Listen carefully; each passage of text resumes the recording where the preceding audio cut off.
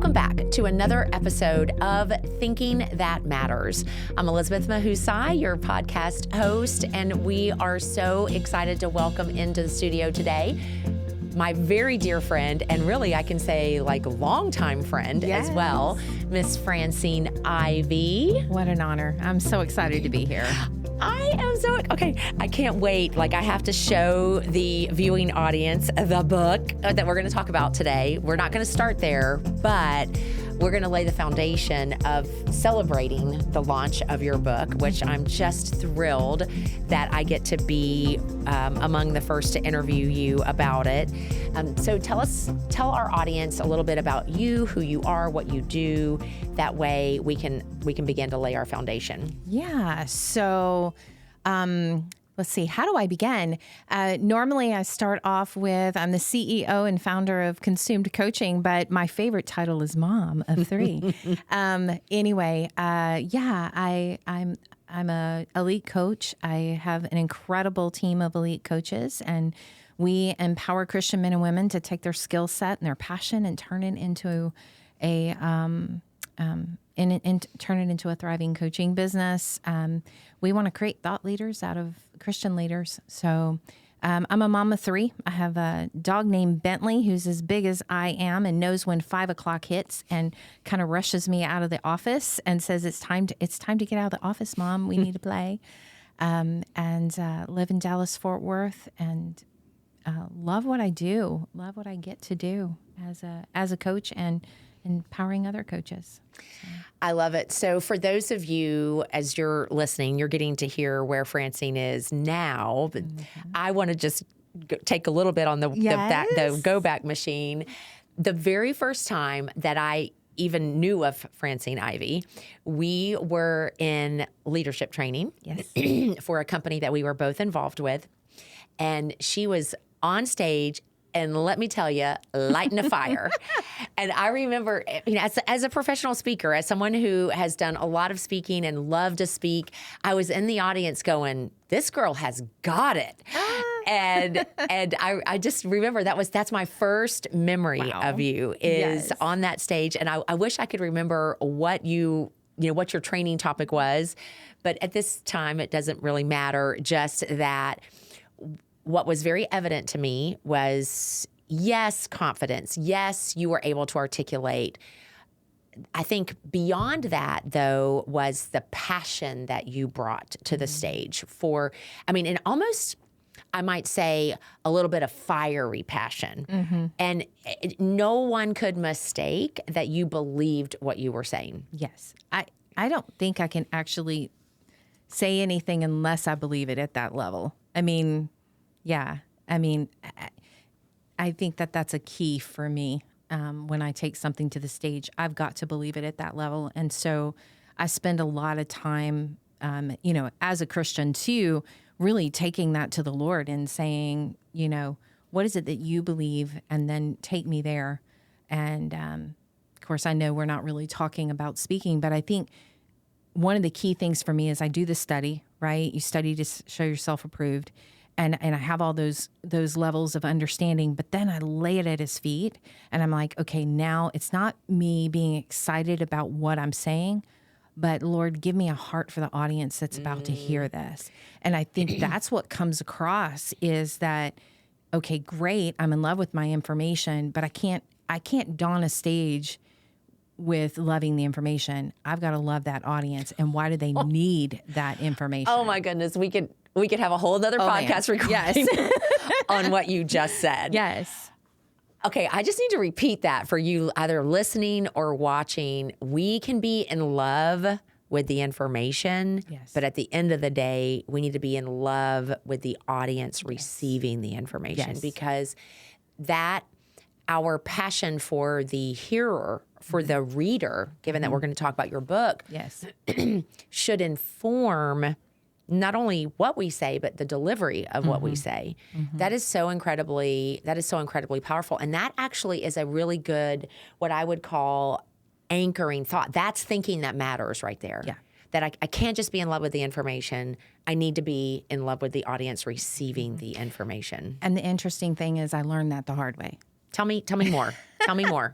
So I remember one time I was so excited. I just finished speaking at one event and I was going to another one. And I mean, it landed, right? Have you ever had that time when you walk off stage and you're like, yes. that was so good.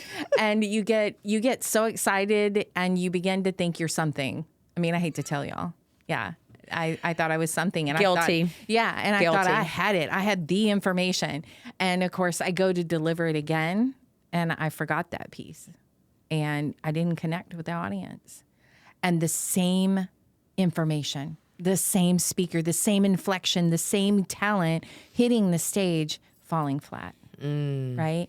And so I was like, man, number one, I was embarrassed, and I'm an Enneagram 3, so that was devastating. And so, you know, I Me too. yeah. So I really had to kind of hit the floor and say, Lord, you know, what just happened? And that's what he told me. He said, you're forgetting the point. You forget the point when you fall in love with the information. And, you know, you learn a lesson the hard way, you learn that lesson. So. It's so true. I would add, maybe to layer onto what you were just saying, because I've had that happen as well. But I'm also thinking, and this is just vulnerability here, it's, you know, it happens when you fall in love with the information. It happens when you fall too much in love with yourself and your ability as a speaker. Yes. That now it's no longer about, I mean, we're both faith-led people. Not all of my viewers or listeners are. So just to caveat what this part of this conversation is, that we do operate from a faith-led perspective. And that has been also part of it for me, is that ultimately it isn't about me. I mean, we know that, right? Right. But you can get caught up in the high of, that was awesome. Yes. And next thing you know, it's, I am awesome. Yes. Yes. And whether or not you're a faith-based person or not, we know that when you serve your audience, when you serve people, you know, you're going to connect a lot stronger. I mean, I know you focus on sales with your coaching and coaching up salespeople. And if you're not listening as a salesperson, if you don't care more about that client or that prospect, they feel that, and there's not that connection. So, service. It's right? so Who are true. you serving? It's a principle that applies regardless of one's beliefs. Absolutely. So tell us. I feel like in asking this, it's such a broad question, but I know we'll narrow it down. Yeah. I like to ask all of my guests, like, what are you passionate about? Like, if you were to really try to funnel it to a pinpoint of your passion, what is it? People doing what they're called to do. Like, nothing makes me more frustrated than to think that there are people in this world right now that will live a life maybe designed because of expectations around them, and then die with a gift, a talent, a message, a story inside them that was supposed to affect the world. Because I really do believe there's a book in a ton of people. I believe there's a keynote in a ton of people. There's a podcast interview that they need to do. There's, I think there's a ton of coaches that just haven't answered the call yet. Thought leaders. There's wisdom laying inside of people. And the part that bothers me, one, that they'll die never knowing their potential. But number two is the people, the ripple effect that should have happened because they threw their rock in. And that's what drives me. I love that. You know, it's such a broader context too, because you said people doing what they're called to do. I especially just want to recall what you said, that the ripple effect that never happens because they never threw their rock in the water. And so incredibly important. So obviously this passion is part of what led you to found Consumed Coaching. What, like, if you had to think about, or articulate, I should say, what you were thinking when you said, I'm going to create Consumed Coaching, tell us about that. Oh my gosh, am I really doing this? Right? I remember laying there. It was January of 2021, and the entire family had COVID. And I was just laid, well, miserable. And God pretty much just asked me, what's your non-negotiable? And for me, my non-negotiable, I was already coaching at the time, and my non-negotiable was Jesus. And he was like, then you have a call on your life, start your own coaching business. Now, Elizabeth, I'm one of those that almost everything I've been called by God to do, I've been totally unqualified to do. Like, I didn't walk in with this long resume going, I deserve this. And maybe that's why I've probably done a lot of things because I've learned to just kind of trust him. And this was definitely one of those times. And I wish I could tell you that I signed up, raised my hand, ran in on fire. I didn't. I was kicking and screaming and heels dug into the ground. I was making a good income. I was doing really fantastic, and I'm the sole income of my family through a tragic accident with my husband in 2017. So, everything felt like this doesn't make sense, right? So, yeah, kicking and screaming and am I really doing this is probably. So knowing that it's not like you were like, yes, sign me up. Clearly there were, whether we want to label it limiting beliefs or insecurities. Absolutely. Tell us a little bit about that, because to your point of you want people to do what they're called to do, which means we have people watching, listening, who there is something locked within them that is yet to be given freedom because of limiting beliefs or insecurities. So what did you identify for you personally? And I would love for you, just as you kind of are sharing, what you did to overcome those things that would keep you from taking action. Yeah. I think the first thing that the enemy always brings to me is you're not a college graduate, right? Y'all, I don't even think I've set foot on a college campus. I think when I was 19, I may have, because there was a cute boy walking on campus. But college was never encouraged by my family, and so I just didn't do it. I started working at 16, and everything I've ever learned, I've learned on the job. And so, that was the first thing. You're not qualified. You don't have the diploma to back that up. Why would anybody listen to you? I think there's always this feeling that, well, everybody else are coaches too. Why would you start this? There's tons of coaching programs out there.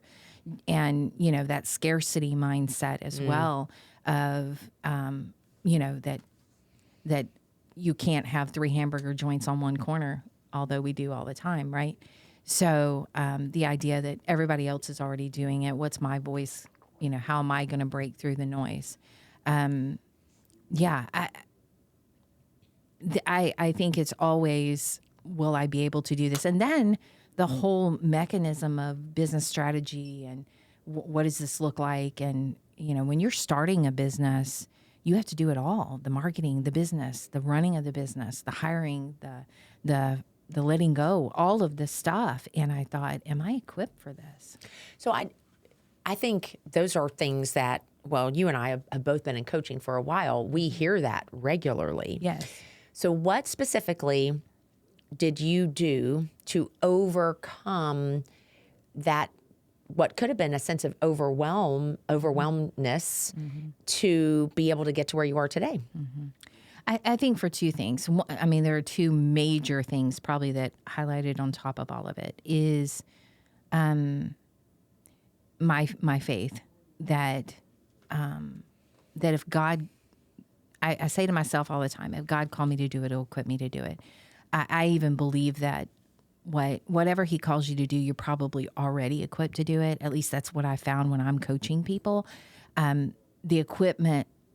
The equipping's already been done. They've probably already been functioning in it. They didn't even realize that they were functioning in it, because you can't help but do what you're called to do. So, and I can explain that later. And then number 2 is just taking scary, messy action. Like perfectionism, I believe has killed more ideas and more business than lack of knowledge ever did. We learn by doing. right? I don't know how many times I've sat down with someone and they're trying to teach me to do something. And I'm like, just get out of the way and let me get my hands on it. Because I'm not going to learn by just hearing it. You're never going to learn to ride a bicycle by reading about it. That's right? so true. You got to get yourself on it. Yes. I love that. Scary, messy action. Yeah. One of my clients actually says sweaty action. Sweaty action. Because they're like, I am so scared, right? Well, that's okay. Now I get the thought process of calling it sweaty, because when we're scared, typically that's one of the body's responses, right? To deal with the stress of the fear is it'll sweat. So okay, that makes sense. So faith and scary, messy action helped you in overcoming that.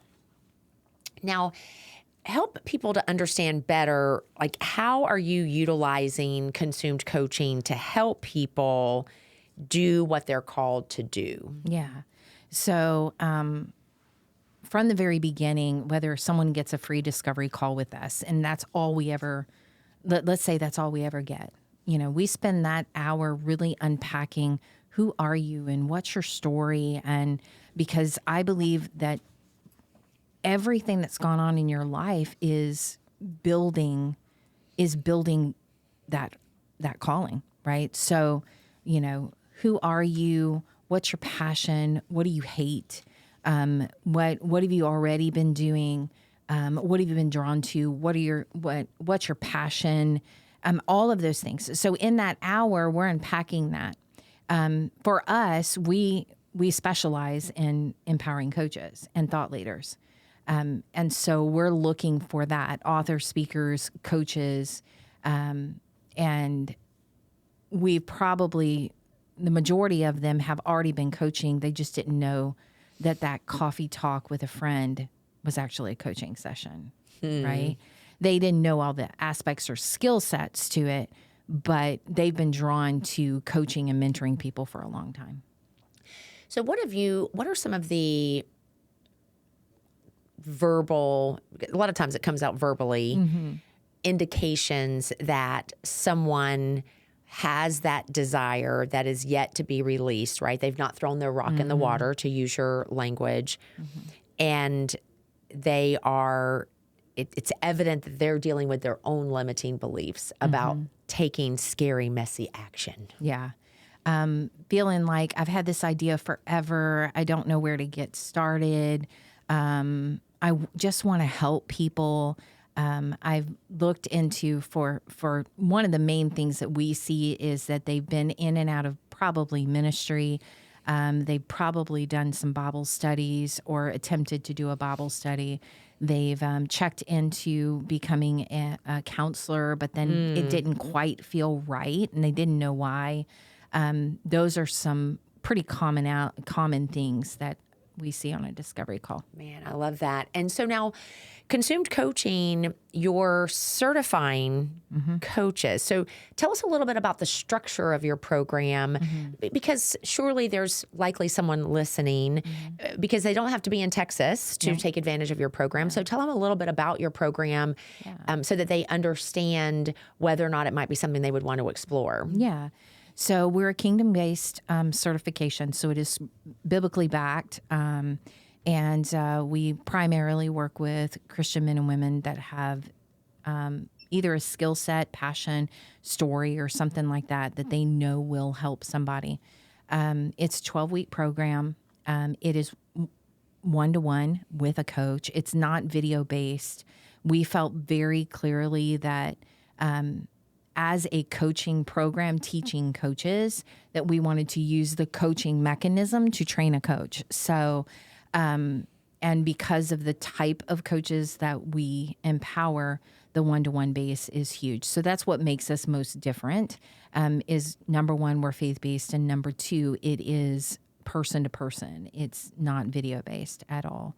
It can be done in 12 weeks. At the end of that, there's some shadow coaching that is done. And not only do we teach the skill set of coaching, but we also teach the marketing, because a lot of our coaches are, becoming entrepreneurs and building their own business. So yes. And most of the time we're all excited about having our own business, but we have no idea how to market a business. Yes.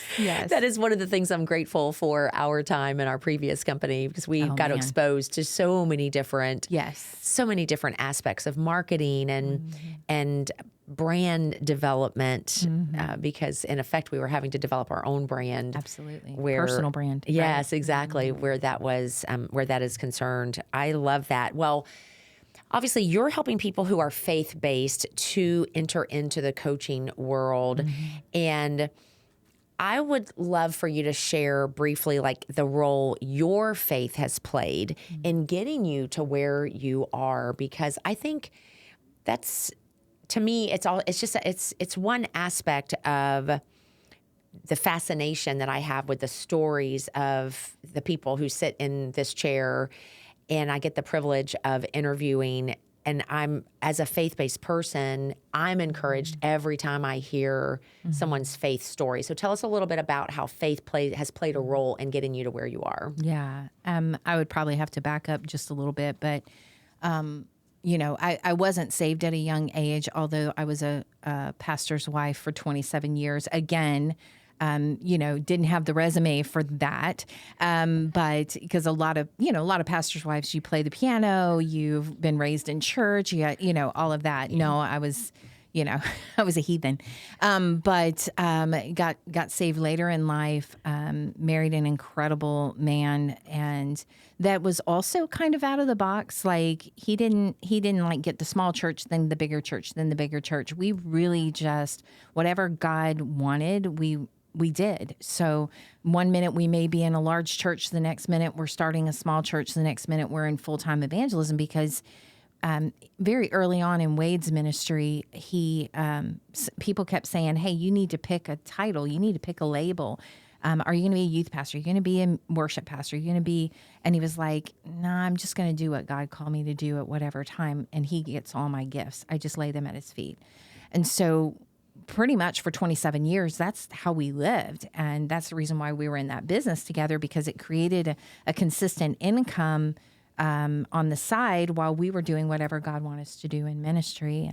And so that's pretty much where we were. In January of 2017, he preached an incredible message. It was Sunday morning, and it was called Consumed by the Call, of course, where consumed coaching comes from. And the whole message was really calling out everybody he had ever laid hands on, everybody he had ever called out into ministry, and really saying, be consumed by the call of God on your life. Find out what God's called you to do, and let's not stay so distracted. People are waiting on you. And so I still periodically, when I can, listen to that message. Oh, I love that you have a recording of it. I do. As a matter of fact, my son was 11 years old, and he gave his life to Christ. And just before the video cuts off, you see Dad kneeling down and beginning the prayer with my youngest son. Oh, what a wonderful, cherished video memory. Yeah, so cool. It's like in the corner of the video. And so that afternoon we have lunch like every pastor family does, and the kids go off to their rooms. And my husband looks up at me and he goes, this is the day of the Iveys, Ivy being our last name. And I was like, what do you mean? What does that mean? And he says, I couldn't be happier with where our family is right now. And little would I know, a few hours later, I would need those words so badly. He ran to the store. I stepped into a conference call with our team, and interesting enough, talking about audacious faith. And when I came out, he had not come home from the store. And I asked the kids, when did Dad leave? What's going on? He wasn't answering his phone. And so I grabbed my keys and take off, and around the corner. And of course, that's when I saw the fire trucks, the police officers, where a semi had run too fast through a light and had taken Wade home to be with the Lord. So my whole life was falling apart around me. I tell people, as a pastor's wife, not only do you lose your husband, but now you've lost your pastor, your church, and literally your identity. I was a pastor's wife for 27 years. Every time we entered a town, that was who I was, It right? preceded you in many ways. Yeah. And so I found myself just in a carpet, just tears streaming, and being really honest with God. I mean, this isn't fair, right? Life sometimes is not fair. Bad things happen to good people. And I told him I wasn't happy. And I knew in that moment I was struggling in this choice of, do I crawl up into that bed, cover my head and go, God, you're not fair. I'm done with you. Right? Because you have that choice. Yeah, you do. And, or do I cling to him with all I've got and let him take this pain, and do something with it? And you did, it's interesting because, of course, watching really more from, as an outsider, and I remember I still have the Consumed by the Call necklace that you gave me after Wade's death at Haven of Hope. It's for those listening. That's a retreat facility that we'd host our teams there, and I would go often to do trainings there. And so I remember you started getting up every morning and going live and sharing, from the Word of God, from your heart, really trying to transform what I'm guessing felt very negative, right? The loss of it all. Trying to transform that into some positive, take action, for God, space. And is that what ultimately became calling over comfort? I think, I think that's when I began to realize that I can choose comfort, right? My own comfort. I could have chosen all sorts of different directions at that moment, but I chose to literally lay it at his feet and said, if you can make some purpose out of this, I'm going to give you my pain. I'm going to give you my tears. I'm going to give this to you. And I literally told him, I'll just sign an open check that says yes before you even ask. And I got on this incredible roller coaster with God with an open yes to him. And if he called me to do it, I just say, I've already said yes. Yeah, you've already said yes. Oh, that's that right there. That's a fundamental principle in thinking for a faith-led person is if we're truly surrendered, if we're yielded to the Lord, then it's yes, Lord. Yes, Lord. I don't think no, Lord actually goes together, right? I mean, it's kind of an oxymoron. It's interesting. What came to my mind is Isaiah, I believe it is, who, in the very presence of God, in that moment, overhears God, and he just in almost like a guttural response says, "Here I am, Lord, send me." Yes, without even knowing what that looks like, sounds like, is like. And so that's how I think about your open check with a yes, Lord, on it. Now, share with us how between starting Consumed Coaching, the calling over comfort, choosing to live in that yes, Lord, that calling space over what could feel a lot better. Right. I mean, we like our comfort for a reason. How did you get to the book? Because, of course, the book is titled Calling Over Comfort. Yes. Finding the courage to answer the call on your life isn't always easy, but it will be worth it. Yeah. Me in the process of learning to be comfortable with uncomfortable, right? You're not going to grow without becoming uncomfortable, right? All the things, all the big dreams that we have, I was kind of known for quitting when it got hard when I was young. Really? Yeah. Okay. And so I remember the day, and it was actually in our former company that we were talking about, when I finally decided, I'm going to quit quitting. I'm just going to quit quitting. And I'm just going to see what's on the other side of quitting. And that was the first time I didn't have it in these words of calling over comfort, but I made a decision to decide what was on the other side of uncomfortable, And I'm so glad that I made that decision, because that's what helped me get off the carpet in those moments, like the hardest moments of my life. Yeah. It's also the place where I was able to, start a company, start a 501c3, travel to Alaska a couple of weeks with a family for the first time without my husband. I mean, doing all of these things took me saying, you know what? It's more important that I get done what I'm called to do than it is for me to feel comfortable. And I'm just going to have to trust that God's there. I love it. Tell us about what the reader of the book can expect, because in going through you and I before we started recording, I was chatting about, the chapters are short. They're giving people an opportunity to really engage. So share with us a little bit about what to expect in reading the book. It is an unusual book because it's not a book that is necessarily the need to read front to back. It is something that they could literally pick up and just read a chapter. The whole point of the book really is to find your kingdom purpose, but I will tell you that it's going to challenge action. I mean, I don't really hold back on that. There's even one, I think the chapter says something like, this one's not going to be an easy one. Get ready, right?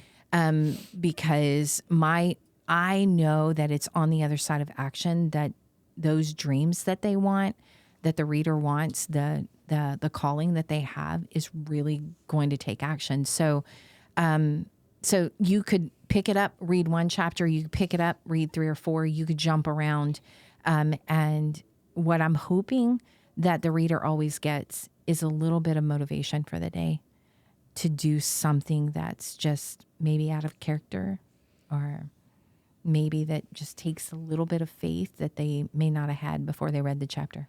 I love that. Well, it sounds like that reading a chapter would help them to choose calling over comfort. Yes. And what we know from a brain standpoint is the more times we choose calling over comfort, it allows for the development of neural pathways that help that to become a habit. That's huge. Right? Where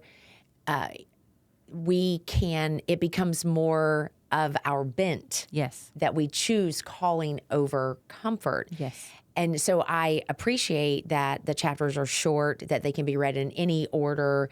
Literally, I would encourage you that you could go to the table of contents and you could say, today I'm feeling anxious. So then go to chapter 4, be anxious for nothing. Can we really do that? Is the title of that that topic. So I do like that, because I'm a firm believer in we've got to engage in right thinking to develop the patterns of behavior for right living. And our challenge, I think, as a people is we just want to change behavior. Yeah. And so I like that you're helping them to think through how to choose calling over comfort. Where can they get the book? So it's dropping on Amazon October 18th, and super excited about that. It's also on our website at consumecoaching.com. So you can order hardcover or paperback. I love it. And I'm so excited to have my hands on it. Yes. And tell them, so the website is consumecoaching.com. So I would highly encourage you, check out Francine's website, get her book. You will be glad that you did, because I know that it will be an encouragement to you. I close out every podcast, which I definitely want to have you back on, because there are so many things that we could talk about. But I like to ask every guest why you believe it's important to cultivate thinking that matters. I think it's huge. And you just brought out something that made me understand why I am. A lot of people ask me all the time, how do you do so much? And I'm like, I just do it. Like, that's kind of my answer to a lot of things. And I'm realizing it's because I've cultivated some neuro pathways. And so it's just what I do now. It wasn't always that way. I'm glad that you helped me remember that and where it was when I was making those decisions. But to cultivate right thinking, I think there are a couple things for me. Number one, I surround myself with people on purpose, right? So there are people that I sow into, and I know it, but I'm very careful who I allow sow back into me. Right? Yes. And so I think it's John Maxwell who says you're only as great as the 5 people you most spend the most time with. And of course, because Jesus, you will become like them. Oh, yes. So Jesus being one of my 5, right? And then the other 4 I'm very picky with. Love that. Also, what do I read? What do I listen to? What am I allowing allowing in. And then, taking note after action is big for me. I teach my clients, you have to celebrate your wins. If you don't stop and pause and be grateful and take note, and my husband used to say, savor the moment, I think you miss out on the accomplishment, and it doesn't sew in as deeply. And I think that's where the neural pathways get a real chance to to desigin themselves. To really be formed right? in that. Yes. It's so true. It's so true. And I think that is, those are great tips for anyone who's wanting to look at how to cultivate thinking that matters. Because ultimately my belief, and the whole reason why this podcast exists, is because I truly believe that when you cultivate thinking that matters, you can live a life that matters. Yes. And ultimately that life is a life spent really choosing calling over comfort. Absolutely. And so just grateful for you. Thank you for being a guest on the show today. Go out to Amazon or to Francine's website, get a copy of the book, buy a copy for your friend. You will absolutely love the content that you get from it. And I look forward to seeing you back on another episode of Thinking That Matters.